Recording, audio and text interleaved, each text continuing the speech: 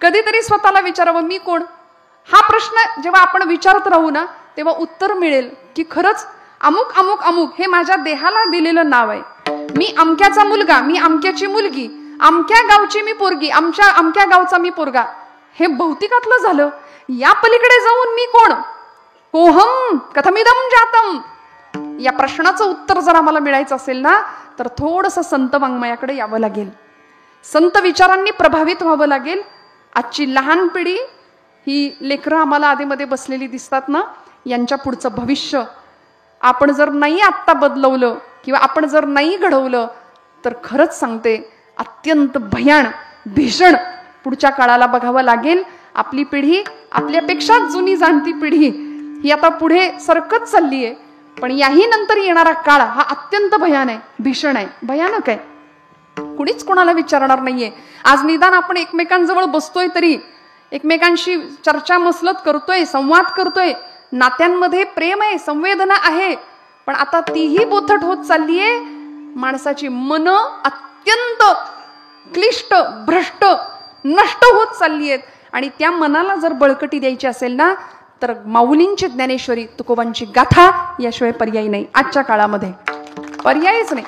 प्रत्येकाने ग्रंथ हातात घ्यावा. ग्रंथ आम्हाला जीवनाची दिशा देईल. तुकोबांनी एवढे अभंग लिहिले. आज 3,500 ते 5,000 संख्येच्या रूपाने तिकडे भामनाथाच्या डोंगरावर जाऊन जनविजन झाले आम्हा विठ्ठल नामाप्रमाणे. भक्ती, ज्ञान आणि वैराग्याचं युतीपर्व असलेली गाथा तुकोबराय आम्हाला देतात. भामनाथाच्या डोंगरावरती, भामचंद्राच्या डोंगरावरती गाथा तुकोबराय निर्माण करतात. प्रपंचाला बाजूला ठेवलं आणि स्वतःच्या आत्मशोधाची धडपड केली. आज इथे येणाऱ्या प्रत्येकाने आम्ही जर त्यांचे वारस आहो ना, तर आता आमचा शोध आम्हाला घ्यायची गरज आहे. आम्ही कोण आहोत? सगळ्यात महत्वाचं उत्तर, आम्ही ज्यांच्या सानिध्यात आहोत त्या छत्रपती धर्मवीर संभाजीराजांनी ज्या धर्मासाठी आपलं विलक्षण असं बलिदान दिलं ना, त्या धर्माचे आम्ही पाईक आहोत. हे उत्तर पहिलं. आम्ही कोण आहोत? आम्ही आर्य सनातन वैदिक हिंदू धर्माचे पाईक आहोत. आमचा धर्म फक्त हिंदू आहे का हो? नामापुरता आम्ही फक्त हिंदू हिंदू म्हणून चालत नाही. हिंदू पतित होण्याला सुद्धा कारण आहेत आणि ती कारण जर आम्ही शोधली नाही तर आमचं पतन निश्चित आहे. कपाळाला गंध नसेल तर आम्ही हिंदू म्हणून घेऊ शकत नाही. वाणीला मंत्राचा स्पर्श नसेल तर आम्ही हिंदू म्हणून घेऊ शकत नाही. बघा, मनामध्ये श्रद्धा नसेल तर आम्ही स्वतःला हिंदू म्हणून घेऊ शकत नाही. वेळ आली तर हातामध्ये शस्त्र घेण्याची तयारी नसेल तर आम्ही स्वतःला हिंदू म्हणून घेऊ शकत नाही. विठ्ठल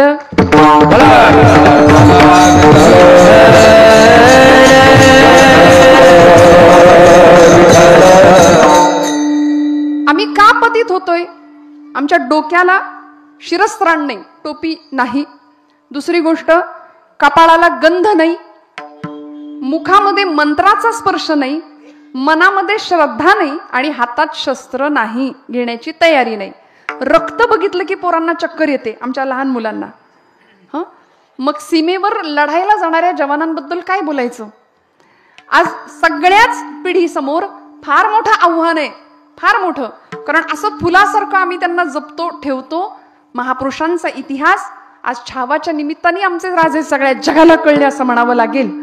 छावा चित्रपटाच्या निमित्ताने संभाजीराजांच्या विषयी जागरूकता निर्माण झाली की खरंच एक राजा धर्मासाठी, या मातीसाठी, इथल्या माता भगिनींच्या कुंकवासाठी, इथल्या माता भगिनींच्या संरक्षणासाठी स्वतःच्या देहाची लक्तर करून घेतो, नवे असंख्य प्रकारच्या यातना सहन करतो. श्रोते हो, या भूमीमध्ये राजांच्या विषयी बोलताना जास्त मनाला वेदना होतात. कारण खरंच आपण नाही कल्पना करू शकत, नाही पोहोचू शकत त्या भावनेपर्यंत.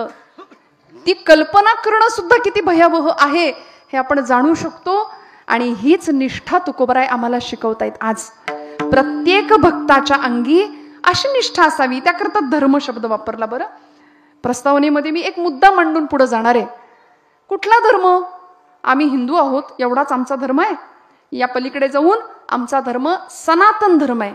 1-2 वर्षाची नाही हो, हजारो, 5,000, हजारो वर्षांची परंपरा आमच्या धर्माला आहे. म्हणून तर हिंदू धर्म संस्कृती ही आजही तुमच्या माझ्या रक्तात रोमारोमात भिनलेली आहे.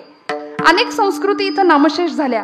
हिंदू संस्कृतीमध्ये अनेकांनी आक्रमण केली, अनेकांनी. आपल्याला वाटतं फक्त मुघल आले, नाही, मुघलांच्या आधी शक आले होते, हून आले होते, सगळे निघून गेले. मुघलांच्या स्वाऱ्या झाल्या, गजनीच्या 17 स्वाऱ्या आपल्याला माहिती आहेत. त्यानंतर इथे आल्यानंतर इथल्या मंदिरांचे कळस या लोकांनी कापले आणि घुमट उभारले. बाबरी मशिदीचा इतिहास आपण सगळी मंडळी जाणताय. 500 वर्ष प्रभू रामचंद्रांना पुन्हा एकदा प्रतिष्ठित होण्याकरता वेळ लागला. वशिष्ठ ऋषी म्हणायचे, धर्माची तू मूर्ती, रामो विग्रहवान धर्म तुकोबराय म्हणतात, धर्माची तू मूर्ती, पाप पुण्य तुझे हाती, धर्माची तू मूर्ती, धर्माची तू मूर्ती,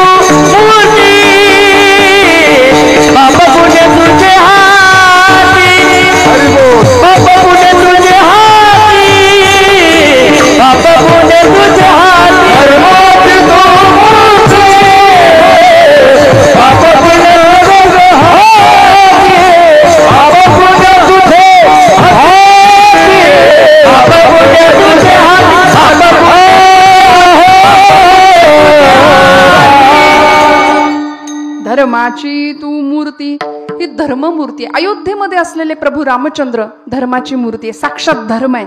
अजून सांगू, आपण ज्या भूमीमध्ये आहोत त्या पवित्र भूमीमध्ये छत्रपती संभाजीराजांची प्रतिकृती आपण पुतळा पाहतोय, मोठा मूर्ती पाहतोय, ती धर्माची मूर्त आहे. खऱ्या अर्थी ती धर्ममूर्त आहे. धर्म कसा असेल, ज्वलंत धर्म म्हटलं की संभाजीराजे आपल्याला आठवतात ना. त्यामुळे तुकोबरायांनी या धर्ममूर्तीचं वर्णन केलं, धर्माची तू मूर्ती, पाप पुण्य तुझे हाती. त्यामुळे या लोकांनी या धर्मावरती अनेक प्रकारे घाला घालण्याचा प्रयत्न केला, स्वाऱ्या केल्या, आक्रमण केली. आमचा राष्ट्राभिमान, आमचा धर्माभिमान स्वतःच्या टाचेखाली, स्वतःच्या टापांखाली तोडवून टाकण्याचा विलक्षण प्रयत्न वारंवार करत राहिले. पण तरी सुद्धा आमची हिंदू संस्कृती सगळ्यांना पुरून उरली.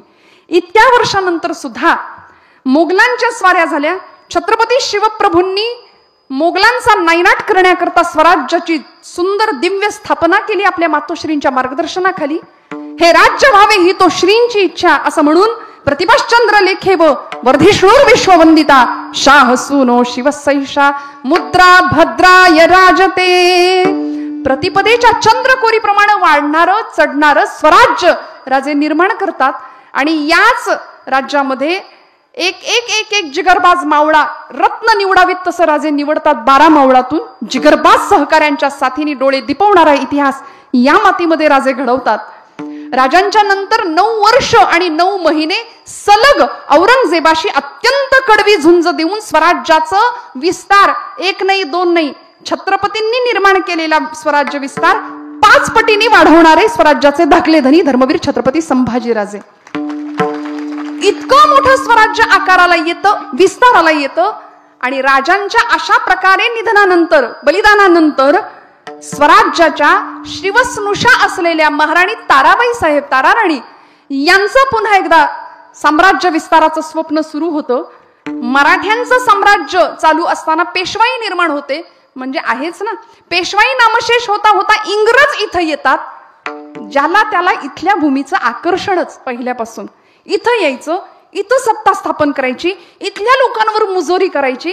म्हणून राहता राहिले, इंग्रज आले. इंग्रज किती वर्ष राहिले? तेवढ्या वर्षानंतर आम्ही काय म्हणतो, जो जीता वही हा, थोडस तरी मनात हळूच बोललात का नाही तुम्ही? खरं सांगा, खरं बोला. जो जीता वही, आता कसे म्हणाल?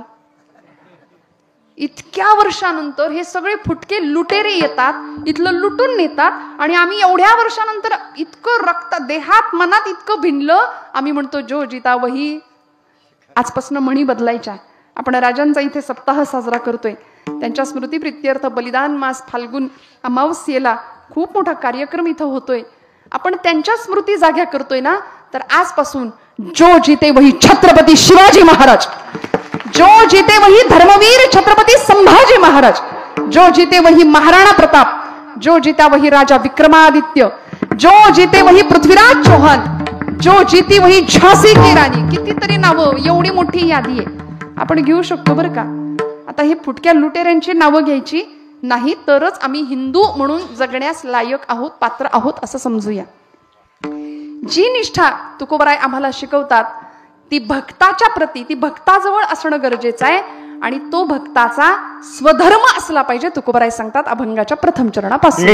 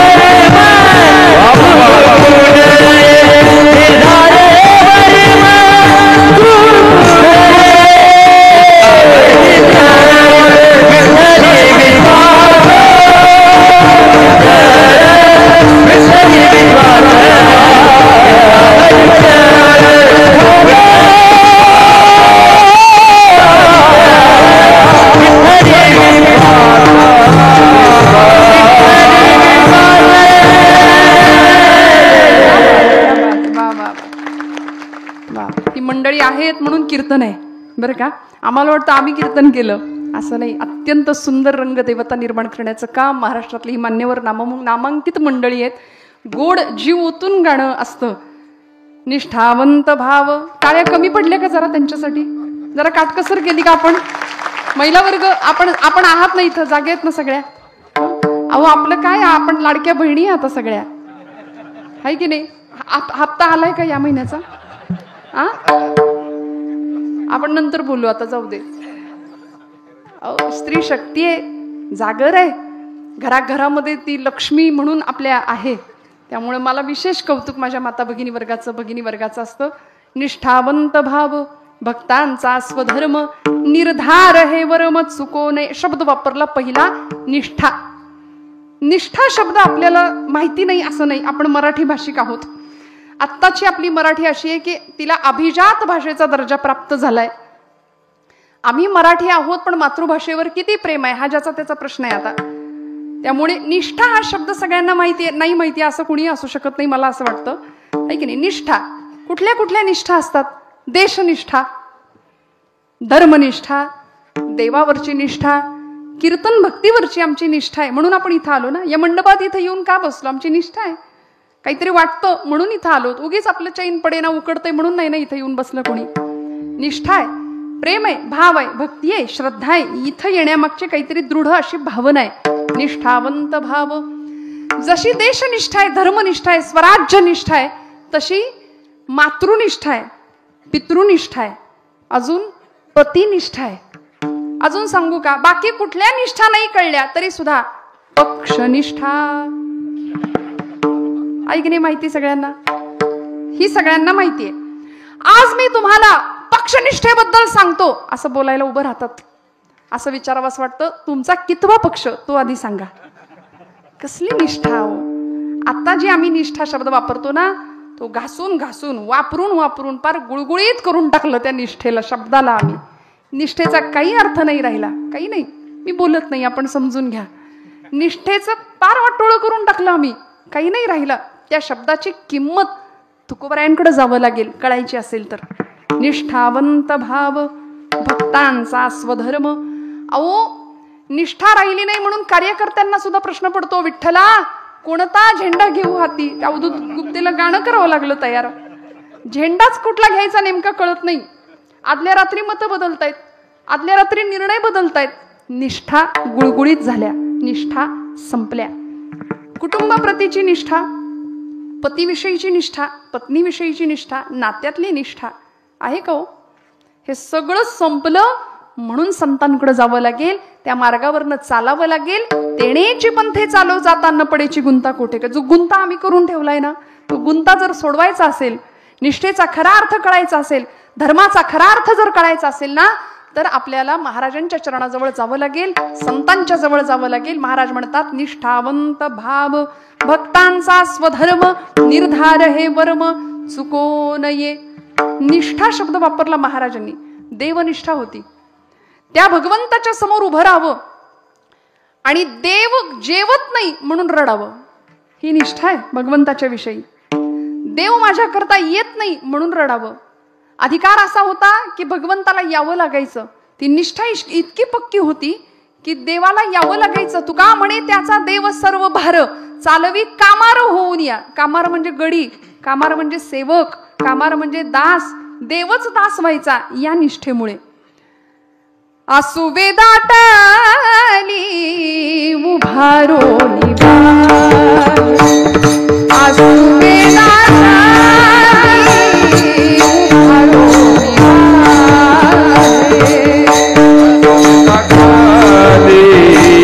उभारो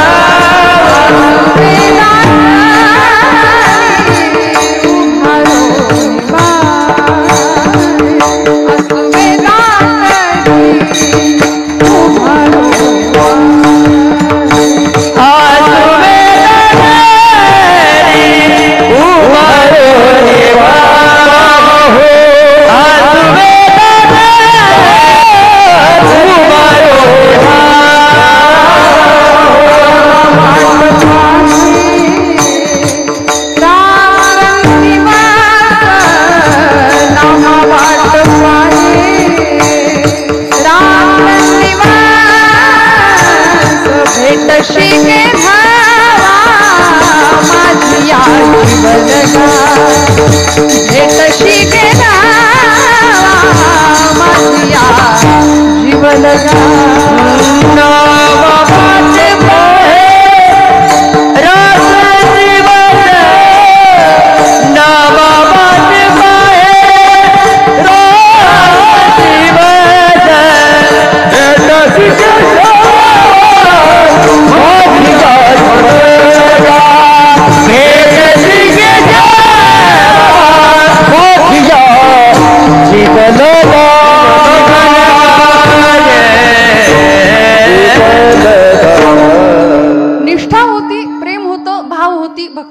श्रद्धा होती म्हणून वाट पाहिली गेली. आम्ही वाट पाहत नाही, आमच्या निष्ठा पक्क्या नाहीयेत. परवा एकाने मला विचारलं, ताई एवढं केलं, 16 सोमवार केले, शंकराला रोज बिल्वपत्र अर्पण केली, तरी सुद्धा शंकर म्हणले काही पावत नाही, तुम्ही म्हणलं तर देव बदलू का?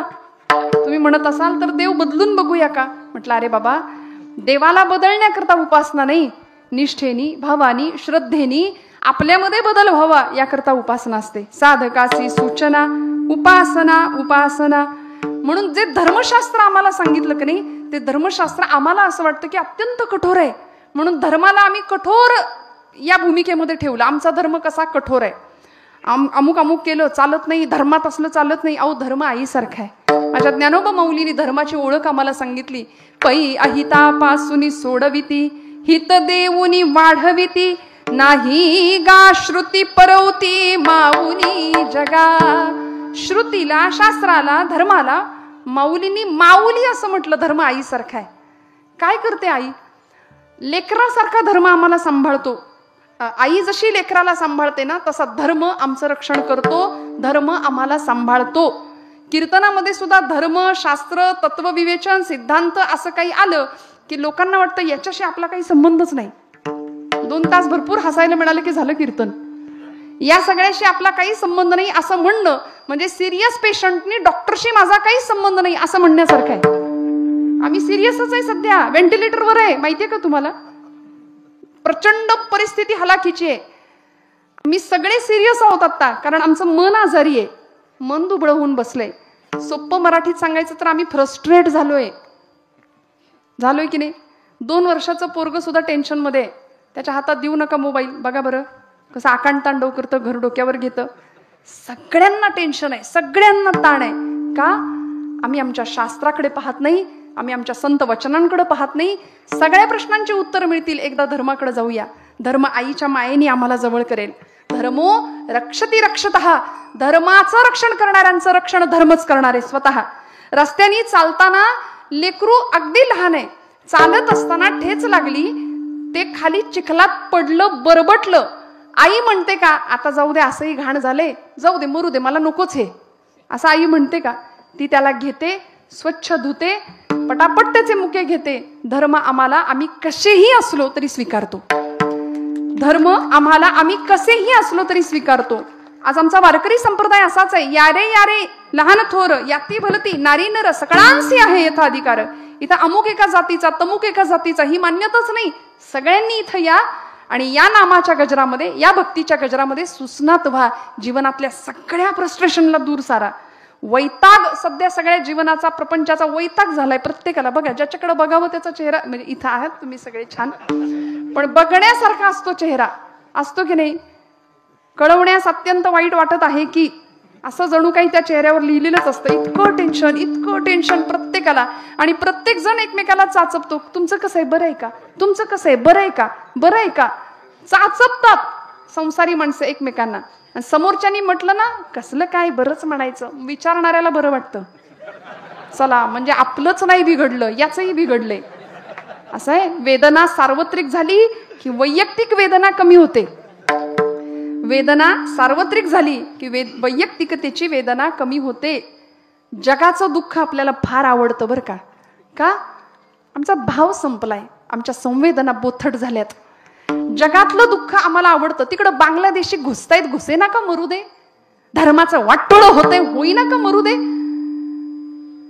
संस्कृतीच्या नावाखाली अधपतन चाललंय, संस्कृतीच्या नावाखाली नंगा नाच चाललाय. कॉलेजची मुलं, लहान वयातली मुलं मुली कमी कपड्यामध्ये जगभर फिरतायत. फिरू देत, आम्हाला काय घेणं देणं. बोलणारं कुणीच नाही.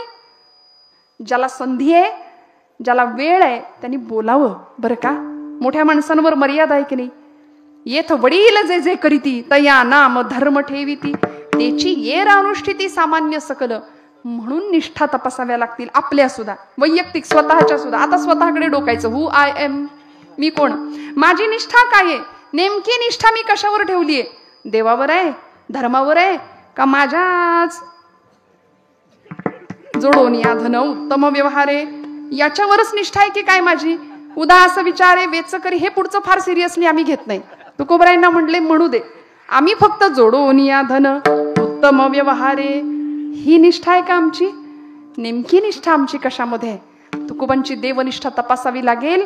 अहो, ज्यावेळी इंद्रायणीच्या डोहामध्ये गाथा बुडवली जाते ना, तेव्हा आमच्या जिजाई आईसाहेब धावत येतात. मेल्या मुडद्या काळतोंड्या म्हणून लाखोने वाहणाऱ्या जिजाई आईसाहेब आमच्या आवली माता धावत यायच्या. गाथा ज्यावेळी बुडवली कळलं ना, धावत आल्या, धनी कागद पाण्यात का बुडवली सांगा मला म्हणल्या. पहिल्यांदा जाब विचारला. पावसा पाण्याचं लेकरांच्या डोक्यावर सुद्धा मी पदर नाही धरला, पण ही तुमची कागद वाचवली आणि आता तुम्ही असे पाण्यात बुडवताय. मला असं वाटतं ही निष्ठा आहे, हा भाव आहे, हा सद्भाव आहे. अंतरंग इतकं स्वच्छ आणि शुद्ध होतं आमच्या आईसाहेबांचं. म्हणून तर तुकोबराय म्हणतात, तुकोबाची कांता सांगे लोकापाशी, जातो माझा वेडा पंढरीशी. असा गौरव केलाय एक अर्थी आईसाहेबांचा गाथेमध्ये तुकोबरायांनी. महाराज म्हणतात की हा प्रपंच काय काय असेल. तुकोबरायांचा प्रपंच गाथा पाण्यामध्ये बुडवली, पण त्या प्रसंगी सगळ्या जगाशी भांडण करू शकले असते की नाही तुकोबराय? बंड पुकारू शकले असते, पण नाही हो. देवनिष्ठा अशी पक्की होती. पांडुरंग परमात्म्याला जाब विचारला, देवा मी नाही हे केलं, हे तू केलं.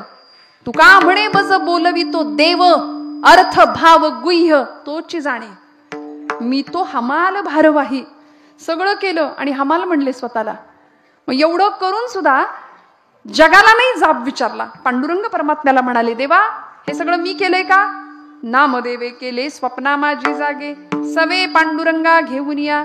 तू आलास माझ्या स्वप्नात नामदेव महाराजांना घेऊन, आणि तू म्हणालास देवा शतकोटी अभंग रचनेचा माझ्या नामयाचा संकल्प आता तुम्ही पूर्ण करा, म्हणून हे सगळं तू माझ्याकडून करून घेतलंस. मग आता बुडवलं सुद्धा तूच, आता तारायचं सुद्धा तूच. सगळा करता करविता परमेश्वर. निष्ठा पक्की होती, देवनिष्ठा पक्की होती. वाटेल तो प्रसंग आला तरी चालेल. अहो काय प्रपंच होता महाराजांचा माझ्या. बरे झाले देवा निघाले दिवाळे असं महाराज एकीकडे म्हणतात, पण भगवंतावरची निष्ठा इतकी पक्की आहे. घरामध्ये अन्नान्न दशा आहे, लेकरं बाळ अन्नासाठी टाहो फोडतायत. जिजाई आईसाहेब सांगतात, धनी जरा प्रपंचाकडे बघा की, त्या काळतोंड्यांनी नुसतं येडं करून ठेवलं तुम्हाला. जरा थोडस बघा लेकरा बाळांच्या पोटाला 2 घास कसं मिळतील त्याचं. तुकोबराय म्हणायचे, आवले चिंता करू नको, चिंतामणी भेटलाय आपल्याला. चिंता केली की चिता होणार आहे, पण चिंतन केलं की चैतन्य भेटेल. लक्षात ठेव. विठ्ठल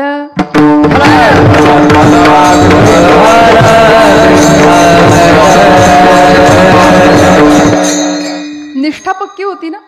काय प्रपंच होता, काळजीच नव्हती हो कशाची. आज आम्हाला इतक्या काळजी आहेत, इतक्या चिंता आहेत. परवा एक आजोबा भेटले आणि असा चेहरा होता. बरं कमावणं म्हटलं तर 7 पिढ्या बसून खातील एवढं कमावून ठेवलेलं त्यांनी.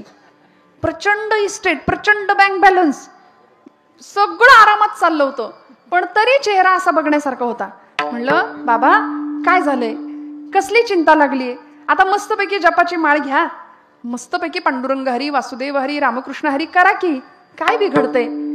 नाही म्हणले, जरा चिंता आहे. म्हटलं कसली चिंता आहे, कसलं टेन्शन आहे? 7 पिढ्या बसून खातील एवढं कमावलंय तुम्ही. म्हणले अगं सगळं खरं तुझं, आता 8वी पिढी काय खाईल याची चिंता लागली म्हणले मला. खरंय की नाही? आम्ही कशाची चिंता करतो? नको त्या गोष्टींमध्ये जीवनाचा अत्यंत मौल्यवान वेळ आम्ही वाया घालवतोय. आम्हाला आमच्या निष्ठा तपासाव्या लागतील. आमचा भाव जागृत आहे का बघावं लागेल. आमचं मन जागा आहे की खरंच झोपलंय का मेलंय बघावं लागेल. आज आमचं मन मनगट आणि मेंदू बळकट करण्याचं काम संतांनी केलं ना. तुकोबरायांचं का प्रपंचाकडे लक्ष नव्हतं? खात्री होती, निष्ठा होती, विश्वास होता पंढरीश पांडुरंग परमात्म्यावरती. आणि मग ज्यावेळी एखाद्या दिवशी एखाद्या रानाची शेताची राखण करायला तुकोबरायांना लावावं ना, ऊसाची राखण केली महाराजांनी दिवसभर. एक दिवसभर मालकाला इतका आनंद झाला, चांगलं राखलं रान. म्हणून संध्याकाळी जाताना एक ऊसाची मोळी दिली महाराजांच्या जवळ. ती मोळी घेऊन महाराज घरी येत होते. आता ऊसाची मोळी महाराजांच्या खांद्यावर, रामकृष्ण हरी रामकृष्ण हरी आपले चालले. लहान लहान लेकरं होती, काही माणसं होती. काहींनी ऊस मागून घेतला, काहींनी मागून घेतला. संपली मोळी. 2 ऊसाची कांडकं फक्त शिल्लक राहिली. आणि त्या 2 कांडक्या ऊसाची ती कांडकं घेऊन महाराज घरी येतात. लेकरा बाळांकडे एक देतात आणि आपल्या पत्नीकडे आईसाहेबांकडे एक देतात. बसले पांडुरंगासमोर. असं वर्णन आहे, जिजाई आईसाहेबांनी तोच ऊस आणून तुकोबरायांच्या पाठीला लावला. महाराज म्हणले, आवले मला ठाऊक आहे, मला दिल्याशिवाय तू काही एकटीनं ऊस खायची नाहीस. हा प्रपंच होता. कारण भगवंत करता करविता ज्यानं चोच दिली ना तो चारा देणारच आहे. ही निष्ठा पक्की होती. महाराज म्हणतात भक्त होण्याच्या प्रांतामध्ये, भक्त होण्याच्या भूमिकेमध्ये आमची निष्ठा पक्की पाहिजे, कारण तो भक्ताचा स्वधर्म असतो. निष्ठा म्हणजे श्रद्धेच्या जवळ वाटतं आपल्याला बरं का. आपल्याला वाटतं आमची निष्ठा आहे की आमची श्रद्धा आहे म्हणून आम्ही इथं आलो. कीर्तनात आमची श्रद्धा आहे, देवावर आमची श्रद्धा आहे. श्रद्धा श्रद्धा श्रद्धा कशाला म्हणायचं? आचार्यांनी एक व्याख्या केली ती सांगते. जगद्गुरु आद्य शंकराचार्य म्हणाले, शास्त्रेषु गुरुवाक्येषु अतीव विश्वासः सा श्रद्धा. शास्त्रावरती गुरुवाक्यावरती अतीव विश्वास, त्याला श्रद्धा असं म्हटलंय. आणि श्रद्धेची एक अत्यंत वरची पातळी आहे, तिला निष्ठा असं म्हटलंय. वाटेल ते झालं तरी. भागवतातला प्रसिद्ध श्लोक आहे, त्रिभुवन विभव हे तवेप्यकुंठ स्मृती रजितात्मसुरादिभिर्विमृग्यात् न चलति भगवत्पदारविंदाल्लव निमिषार्धमपि यस्य वैष्णवाग्रहा. व्याख्या सांगितली भक्ताची, वैष्णवाची. वाटेल ते झालं, त्रिभुवनाचं वैभव जरी पायाशी आलं ना तरी आम्ही आमचा ध्येय मार्ग सोडणार नाही. वाटेल ते झालं, कितीही आमिषा आली, कितीही संकट आली तरी आम्ही आमचा मार्ग सोडणार नाही, याला म्हणायचं निष्ठा. म्हणून आमचे सगळे क्रांतिकारक बघा, आमचे सगळे संत बघा, समाजाकडून कितीही यातना सहन करावा लागल्या पण संतत्वाला तेव्हाच पोचले. तुका म्हणे तोची संत सोशी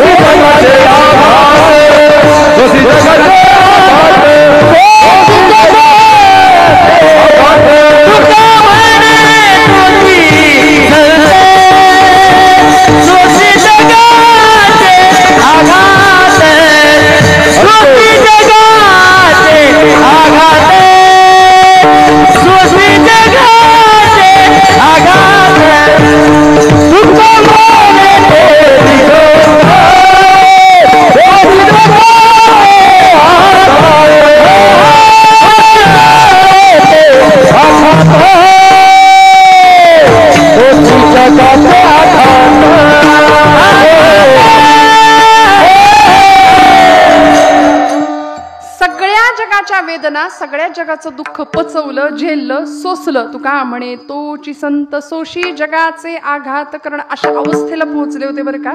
आचार्य म्हणतात देव आणि आम्ही वेगळे नाही, ही आमची निष्ठा आहे. अहम निर्विकल्पो निराकार रूपो विभुर्व्याप्य सर्वत्र सर्वेंद्रियाणि सदा मे समत्वं न मुक्तिर्न बंध चिदानंद रूप शिवोहम शिवोहम. न मे मृत्यु शंका न मे जाति भेद पिता नैव मे नैव माता न जन्म न बंधु न मित्रं गुरुर्नैव शिष्य चिदानंद रूप शिवोहम शिवोहम चिदानंद रूप शिवोहम शिवोहम. न पुण्यं न पापं न सौख्यं न दुःखं अहम निर्विकल्पो निराकार रूपो. न मंत्रो न तीर्थो न वेदा न यज्ञा अहम भोजनम नैव भोज्यम न भोक्ता चिदानंद रूप शिवोहम शिवोहम. शिवोहम तोच मी आहे, मीच तो आहे, त्याच्यापासूनच मी आलोय. ही भावना दृढ होती ना, ही निष्ठा पक्की होती, हा विश्वास होता भगवंतावरती. म्हणून प्रपंचातल्या प्रतिकूलतेचा, कुठल्याही पद्धतीचा परिणाम या लोकांवर कधीच झाला नाही. तक्रारी या मंडळींनी कधीच केल्या नाही. आमचे सातारचे ब्रह्मचैतन्य गोंदवलेकर महाराज म्हणतात प्रपंचातली प्रतिकूलता ही परमार्थाची अनुकूलता ठरत असते. प्रपंच प्रतिकूल असला ना की मग परमार्थ चांगला असतो. सगळंच छान असेल तर देव आपल्याला आठवत नाही. महाराज म्हणतात आमच्या निष्ठा पक्क्या असाव्या लागतील देवावरच्या. देशावरची निष्ठा पक्की होती म्हणून तर हातामध्ये भगवद्गीता घेऊन सुद्धा मेरा रंग दे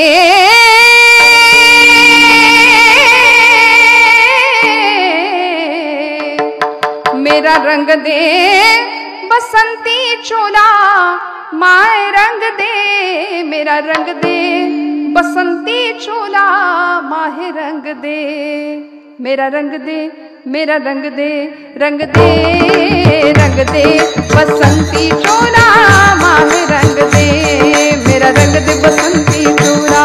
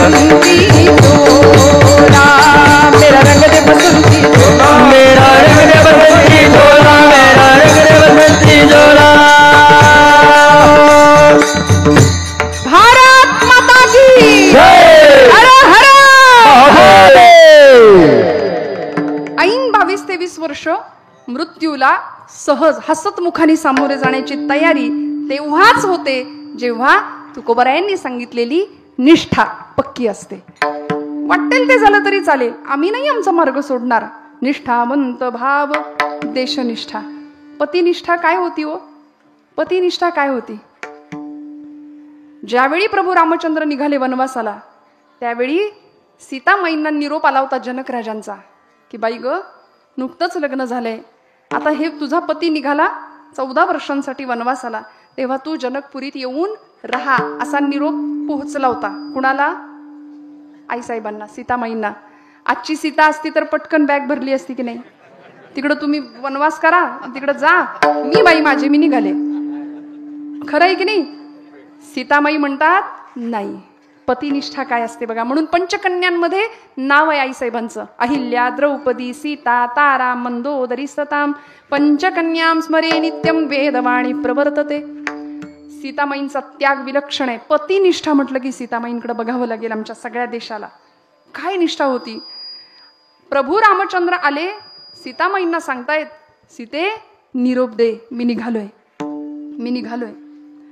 खरं सांगू का, निष्ठा श्री सखी राज्ञी विजयते असं म्हणणाऱ्या येसूबाईंची सुद्धा, म्हणजे ज्यांना धर्मवीर संभाजीराजांनी या शब्दामध्ये ज्यांचा गौरव करावा अशा येसूबाईंची सुद्धा निष्ठा आम्हाला बघावी लागेल. पतिनिष्ठा काय निष्ठा होती हो?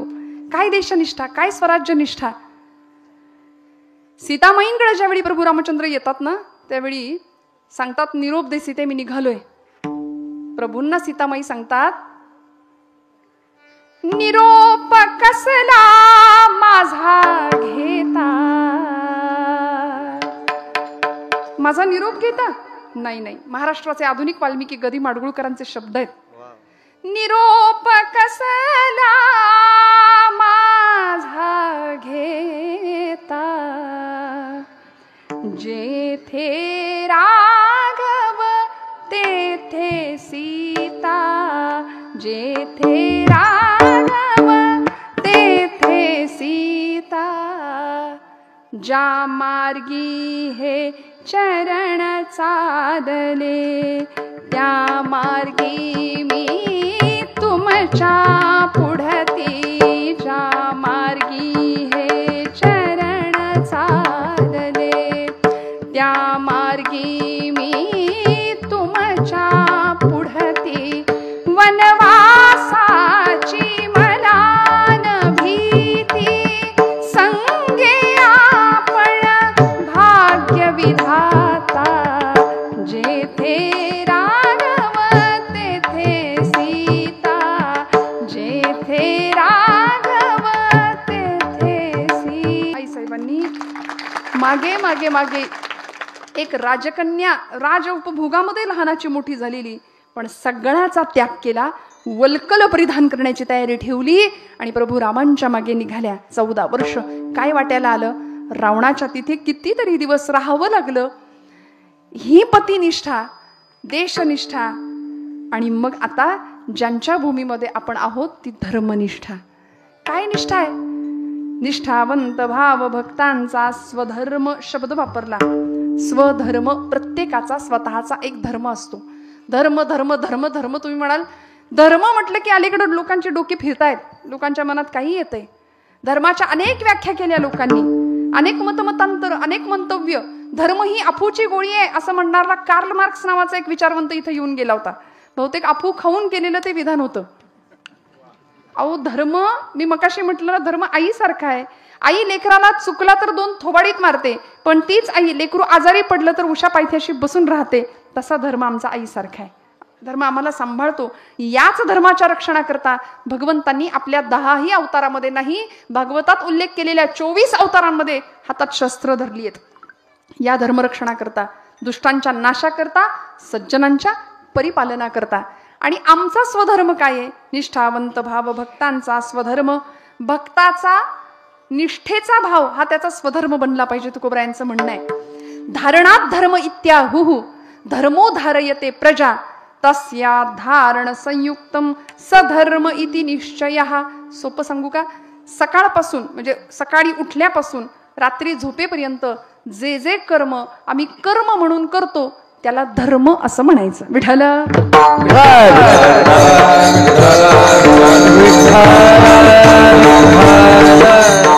अजून सोपी स्वतःची व्याख्या आपल्याला कळेल अशी व्याख्या. विधी निषेधात्मक एक व्यवस्था आहे. अमुक अमुक अमुक अमुक करावं, अमुक अमुक अमुक करायचं नाही. धर्माने काय सांगितलंय, हे हे करू नये, हे हे करावं, याला धर्म म्हटलंय. अजून सांगते, माणसानं माणसाशी माणसासारखं वागणं याला म्हणायचं धर्म. विठ्ठल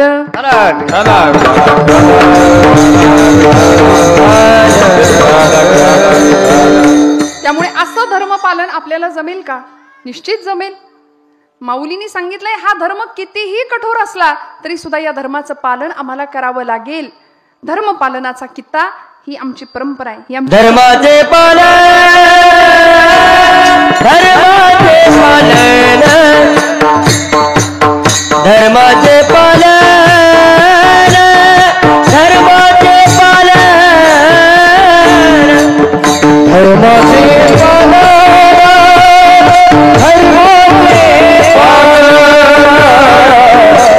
पालन,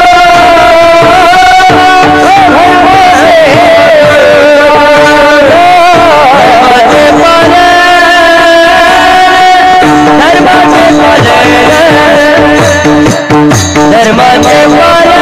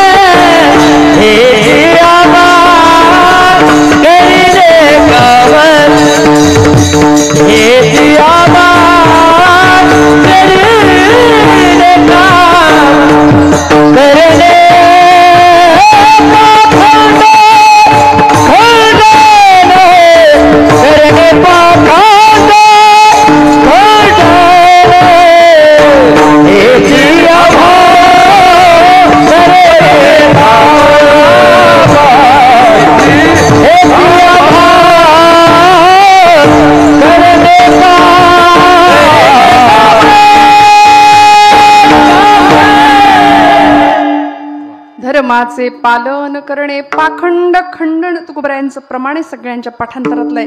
महाराज म्हणतात आम्हाला इथे येऊन काय करायचं, हेची आम्हा करणे काम बीज वाढवावे नाम नामचिंतन करणं हा आमचा धर्म आहे.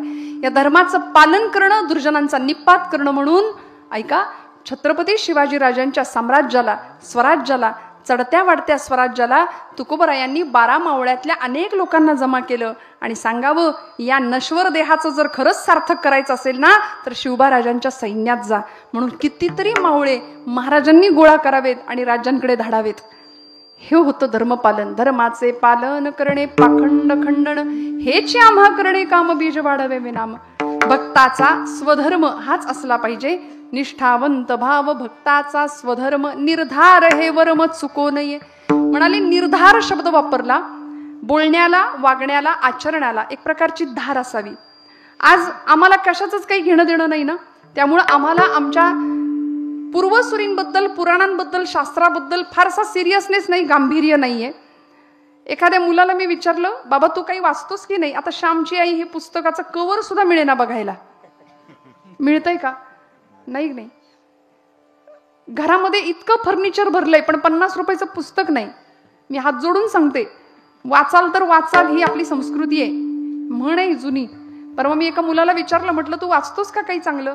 तो म्हणला ताई फेसबुकवर अकाउंट आहे, ट्विटर वापरतो, व्हॉट्सअप चॅटिंग करतो, इंस्टाग्रामला सुद्धा आहे, रील बनवायच्या, व्ह्युअर्स किती झालेत बघायचं, ते सबस्क्रायबर्स मिळवायचे, याच्यातच माझा इतका वेळ जातो, मला अजिबात वेळ नाही. म्हटलं तू खरंच वाचत नाही? म्हटला नाही. म्हटलं आता तू वाचत नाही. विठ्ठल विठ्ठल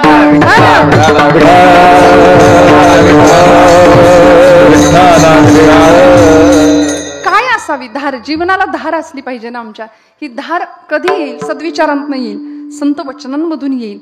अहो पायाला घाण लागू नये म्हणून तो श्याम आईला सांगतो, आई माझी आंघोळ झाली आहे, स्नान उरकले ना, तुझा पदर पसर, मी तुझ्या पदरावर माझा पाय ठेवतो आणि मग मी घरात जाणार, माझ्या पायाला घाण लागता कामा नये. ती आई सांगते, श्याम पायाला घाण लागू नये म्हणून जपतोस, तशी मनाला घाण लागू नये म्हणून आयुष्यभर जप माझ्या राजा.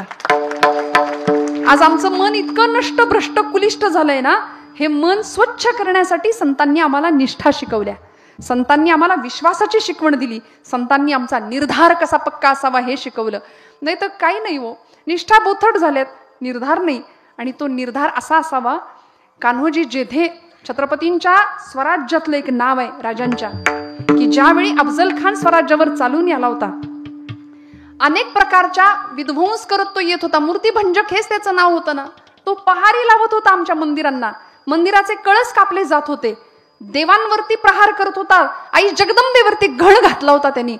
तुळजापूरच्या आई जगदंबेच्या गंडकी शिळेची मूर्ती फोडून टाकली होती.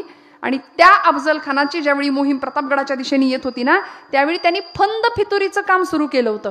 अनेक सरदार वतनदारांना पत्र पाठवली होती की आमच्याकडे येऊन मिळा, आमच्याकडे येऊन मिळा. राजे अफजल खानाच्या मोहिमेवर निघाले तसं 80 वर्षाचे भीष्माचार्य शोभावेत असे कान्होजी काका जेधे समोर आले आणि राजांना सांगितलं, राजा हे बघ पत्र आणलंय म्हणले. राजांनी पत्र पाहिलं.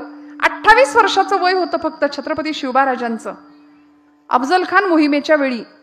आणि 80 वर्षाचे कान्होजी काका समोर उभे आहेत आणि ते म्हणतायत, राजा पत्र बघ. अफजल खान मला सांगतोय, कान्होजी काका तुम्ही वयाने मोठे आहात, आता असंही छत्रपती शिवाजी राजांचं साम्राज्य धुळीला मिळणारच आहे, तो चारी मुंड्याचीत होणारच आहे, हे अफजल खान सांगतोय. आता तुम्ही काही करून आदिलशाहीला येऊन मिळा, इमाने इतबारे आदिलशाहीची चाकरी करा, नाहीतर येणाऱ्या परिणामाला सामोरे राहण्याची तयारी ठेवा. राजा लेकाचा दम देतोय र मला म्हणले. राजा म्हणतात, कान्होजी काका तुमची इच्छा असेल तर अफजल खानाला जाऊन मिळा, कारण तुमच्या जवळचे उतरावळीचे जहागिरी ज्यांना मिळाली असे खंडोजी काका खोपडे फितूर झाले गेले अफजल खानाकडे. तसं तुमचीही इच्छा असेल तर तुम्ही जा. राजा अरे फितुरीच्या गोष्टी काय करतोस? राजा 6000 पोरांची फौज घेऊन आलोय, तू सांगशील त्या मोहिमेवर तू उभा राहतो बघ, तू सांग फक्त कुठं उभं राहायचं. 6000 खंद्या मावळ्यांना घेऊन कान्होजी काका उभे होते. छत्रपती शिवबाराजे सांगतायत, काका तुमचं स्वराज्य जाईल, तुमचं वतन जाईल, नका हट्ट करू. आता माझं जहाज असं ना तसं बुडणारच आहे, हे सगळ्या जगाला ठाऊक आहे. बुडणाऱ्या जहाजामध्ये कुणी आपलं बोचका आणून ठेवेल का? तुम्हाला जायचं असेल, तुमची इच्छा असेल, निश्चिंत मनाने जा काका. कान्होजी काकांनी करावं काय? 80 वर्षाचं वय, काय असेल निर्धार, काय असेल निष्ठा. आतमध्ये गेले देवघरामध्ये, पळीपंचपात्र उचललं, पाणी घेतलं, हातावर तुळशीपत्र घेतलं आणि पंचपात्रातलं पाणी हातावरच्या तुळशीपत्रावर सोडलं आणि ते पाणी छत्रपतींच्या पायावरती सोडलं आणि म्हणाले, वतन आणि जहागिरी वाहिली इथं या पायावरती, आता जे काही व्हायचं असेल ते इथंच होईल म्हणले. मरू तर इथंच आणि जगू ते बी इथंच, याला म्हणायचं निर्धार. आणि हे कशामुळे घडलं? भक्ताकडे असणारे गुण तुकोबराय सांगतात पुढच्या चरणात.